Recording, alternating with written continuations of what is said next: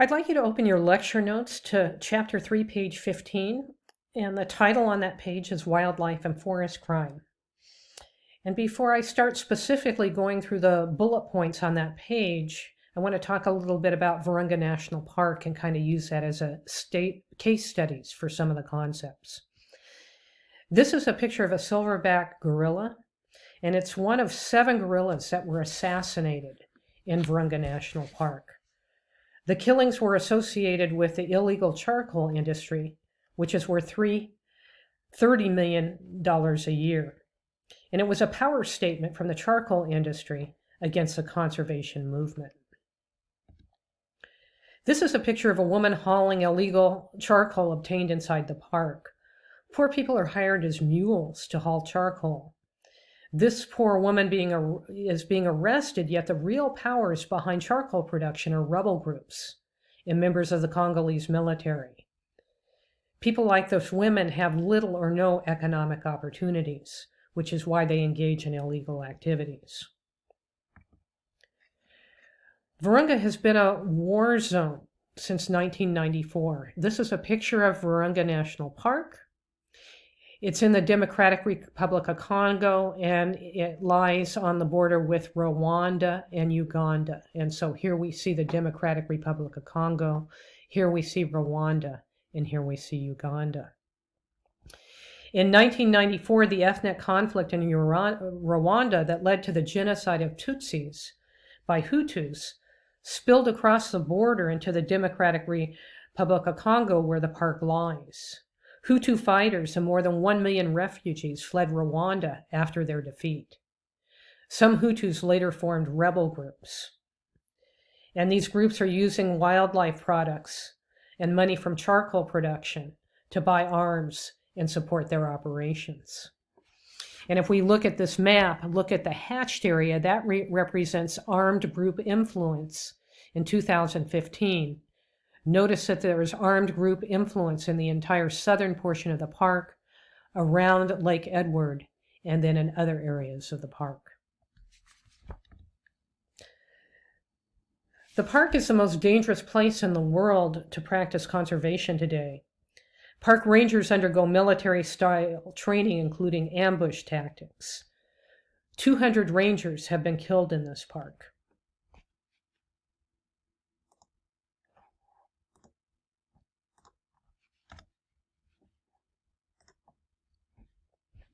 So why is wildlife and forest crime a serious transnational crime? Well, it's the 4th largest transnational crime in the world. It's worth $23 billion a year, and it's destroying wildlife populations all over the world. And poaching occurs across borders with large bands of heavily armed poachers entering foreign countries, like you saw in Virunga. And illicit wildlife trafficking is used to generate funds to acquire arms by rebel groups. Here you can see an elephant that was obviously killed for its ivory. And a recent study by U.S. Security Analysis said ivory is the preferred currency for militants and rebels to buy weapons and bankroll conflict in Central Africa. There are 12 distinct militia groups operating in Virunga right now.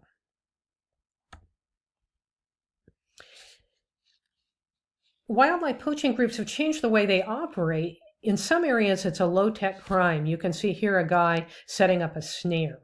And snares are cheap. They can be made from wire stolen from fences. However, in other areas, it's a high-tech crime where poachers use sophisticated weaponry and equipment to increase their take and avoid detection. They use veterinary drugs, night vision equipment, and helicopters. The female rhino you see on the left of this image was brutally attacked by poachers. The poachers surveyed the area by helicopter. They mapped out the movement of the rhino and her guards. They darted her, and then using a chainsaw, they cut off her horn.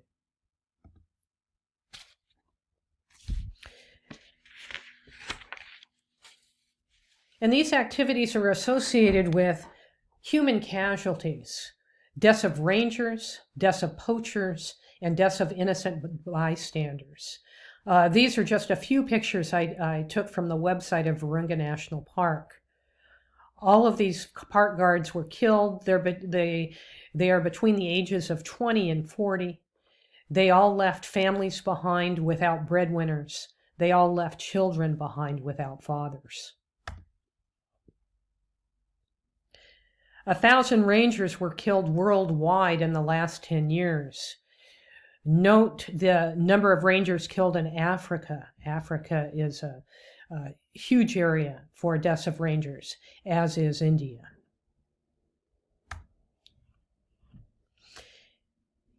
And current enforcement systems have not been established to address this type of crime. This is Emmanuel de Merode, who is the director and chief warden of Virunga National Park. He was hired after the previous director had been arrested and accused of participating in charcoal trafficking and planning the guerrilla massacre. He cleaned up the ranger force, which went from 1,000 to 230 rangers. Now it's back up to 480 rangers, including 14 women. He increased their salaries from $5 a month to $200 a month, enough to justify zero tolerance to corruption.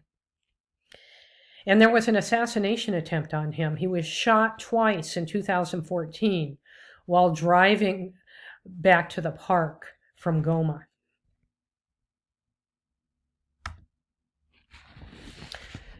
The war on poaching can't be won in the field unless we take on high-level corruption, and that's going to be a huge task. Because wildlife and forest crime offers huge financial gains, making it a low-risk, high-profit criminal activity. Drugs are still at the top, offering $200 billion a year. But illegal logging and trafficking of illegal logs is a $100 billion a year industry.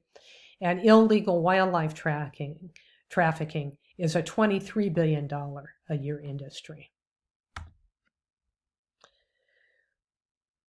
So why is it critical to address wildlife and forest crime now? If you could turn to the next page, chapter 3, page 16, we'll go through some of the bullet points on that page.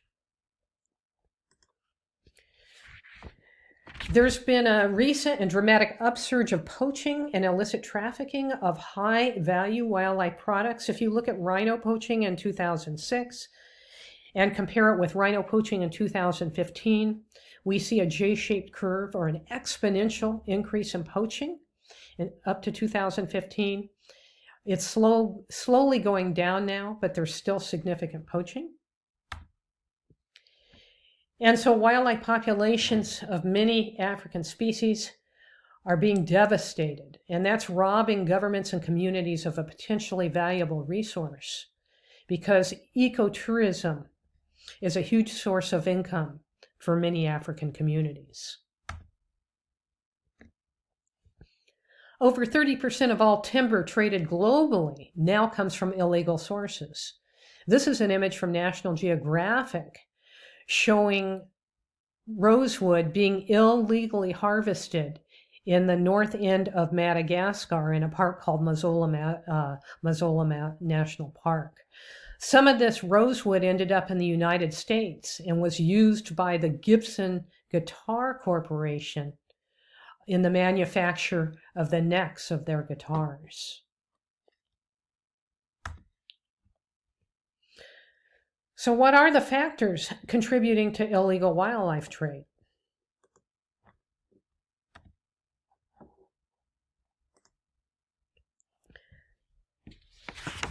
Well, one is poverty, that we've already talked about a little bit. This is a bushmeat poacher in Serengeti National Park that was photographed by Susie Esterhaus. He's a member of the Kuria tribe. And prior to 1951, this tribe hunted in their ancestral lands on the Serengeti. The year the area became a national park, they were removed and they were no longer allowed to hunt. And today, few of them are employed by the park They're basically a forgotten people. And so bushmeat poaching is a complicated issue. It's wrought with injustice and extremely complex socioeconomic and cultural factors. This is a picture just outside Virunga National Park in the Democratic Republic of Congo. And pressing against the park's border, farmers cultivate exceptionally fertile terrain. But you have 4 million people trying to eke out a living in this region. And so some trespass in the park to grow such crops as corn, sorghum, cassava, and potatoes. Population growth is also a huge issue. Half of all wild tigers live in India, where 1.2 billion people register 60,000 births a day. This is a picture I took when I was photographing tigers in Bandhavgarh National Park. This is a buffer area just outside the park. This is an aerial view of the park. Here you can see the road, and here you can see the buffer area just outside the road. And then here you can see a community where people are subsistence farming. In this area, they're mostly farming wheat. And they use the buffer area to harvest timber for fuel wood, as well as for grazing their cattle. And then there's ineffective legal deterrent measures. And actually, you have to address 3 things to stop the killing. To stop the entire process. You have to stop the killing, you have to stop the trafficking, and you have to stop the demand. This is a burn that was done in 2016 in Kenya.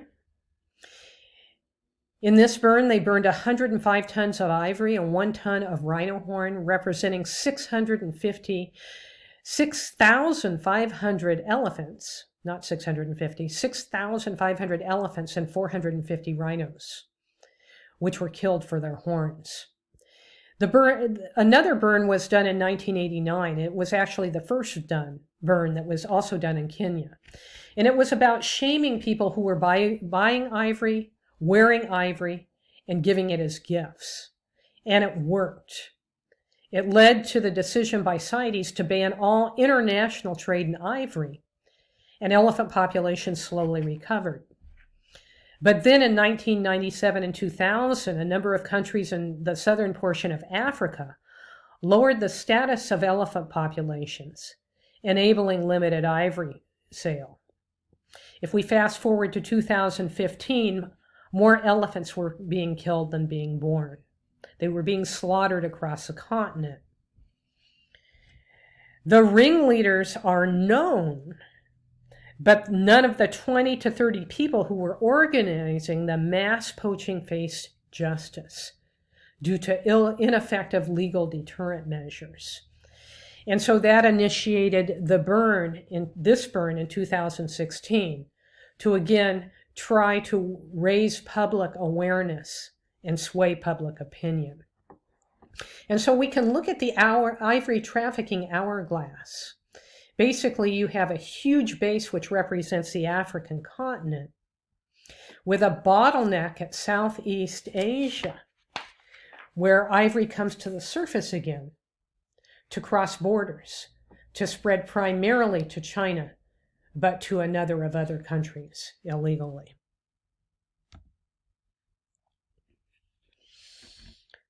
So you have low input cost involved in the trade in many regions. Here you can see a number of rangers holding on to confiscated snares that are simply wire that's obtained from stealing it from fences.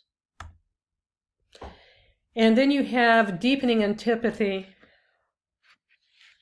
towards wildlife by landowners. And part of that is due to human-wildlife conflict. You have human-elephant conflict, and you have human-tiger conflict. Elephants are a big problem to villages. A raiding elephant can destroy a crop in minutes. Kenya reports that 50 to 120 problem elephants are shot by wildlife authorities each year, and 200 people died in human-elephant conflict between 2010 and 2017.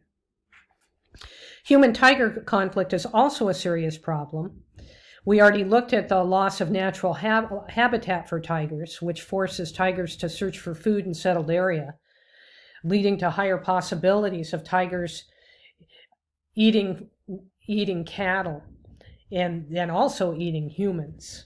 Okay. People have been killed by tigers. They've been wounded by tigers. Tigers prey on people's livestock. And so villagers retaliate, and that results in the killing of tigers.